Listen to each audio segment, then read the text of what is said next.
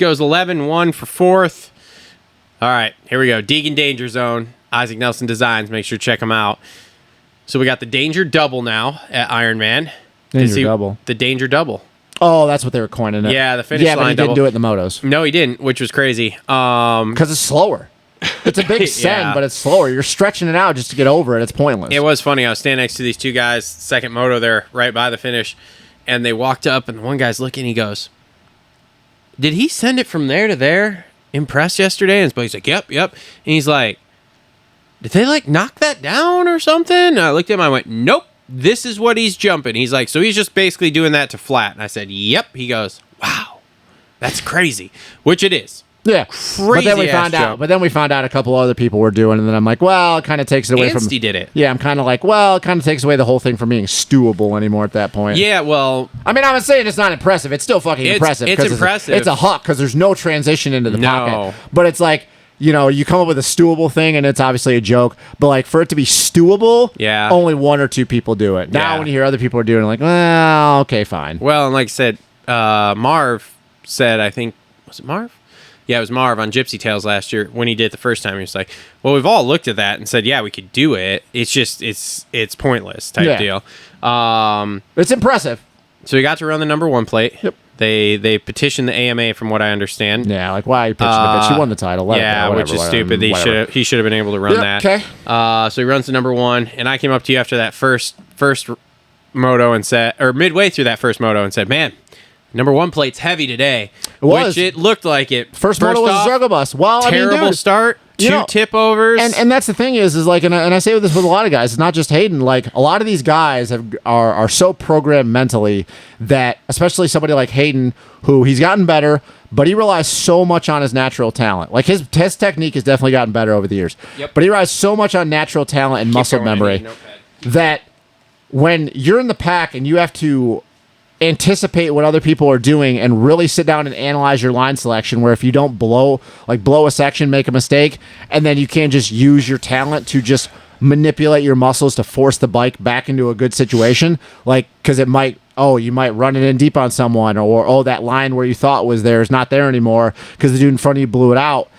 You know, it's more of a thinking person's game, and we know that a lot of these kids just aren't thinking throughout the moto. Yeah, and we've watched it enough with a lot of these guys, Kitchen, Hymas, Vial, like a lot of these 250 dudes. It's not just Deegan. Everybody's like that. Like, that's what happens to these kids. These kids don't work their way through the pack like some of the guys from yesteryear. He was pushing.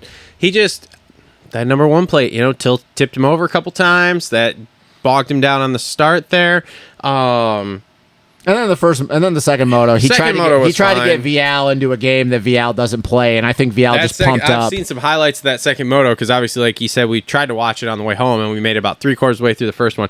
That second moto, yes, the whole him and Vial thing kind of going back. And Tom's never going to play that game. Of course, it was funny because one of the things I did see is so after the finish there, they go over that scrub wall, and then by the mechanics area before the right-hander back onto the start straight, right? Uh-huh. And Vial did go all the way left to all the way right to try to block him for that inside right. But was that after the fact of when Hayden ran it deep on him after the right-hander after the finish? Because when that all started is when the right-handed 180, when you come back across the start, like you went all the way to that inside rut, and there's like this much breathing room. Yeah. Hayden tried to just dive. Oh no, that's what I'm talking about. Yeah, yeah. Hayden got inside of him. That's what caused Tom to do that, because he was like, "Listen, you little shit stain. Like, we're not going to play that."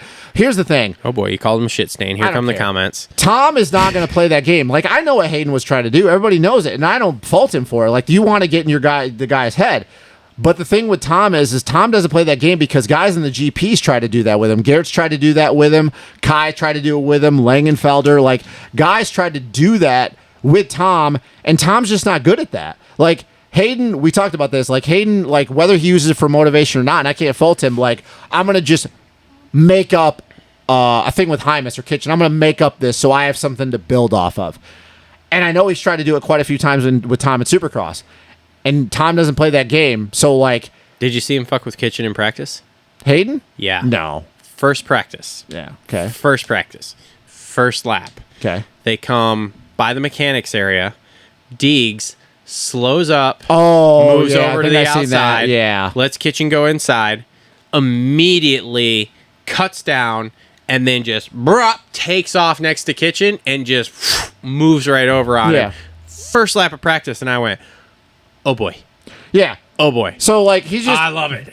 I'm here for it. Tom's all just, the time. Tom's just not going to get drawn into that game. And I think what happened is because Tom, that's not his riding style. He's not good at anticipating things behind him. Mm-hmm. I think he just was so worried.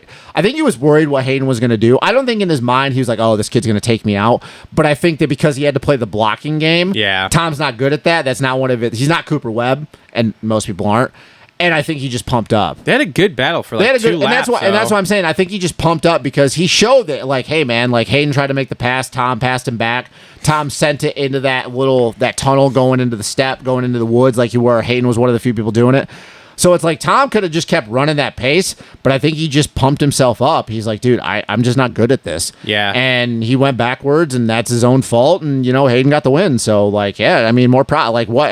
Like, it worked. Deegs rode well all day. Mm-hmm. Like, it wasn't like he didn't ride well. That first moto was just... Now, one thing I do have to say is, so he's going to run the number 1 plate, obviously, in SMX too, right? This is interesting because we've seen it where the number 1 plate's heavy, right? Well, he's already got past that heavy point now. So what does that mean for SMX here? Because if he has this happen, that first round to SMX, even if it's just the first moto, okay, now all of a sudden it makes your SMX title repeat a little bit more challenging. But now that that's out of the way, maybe.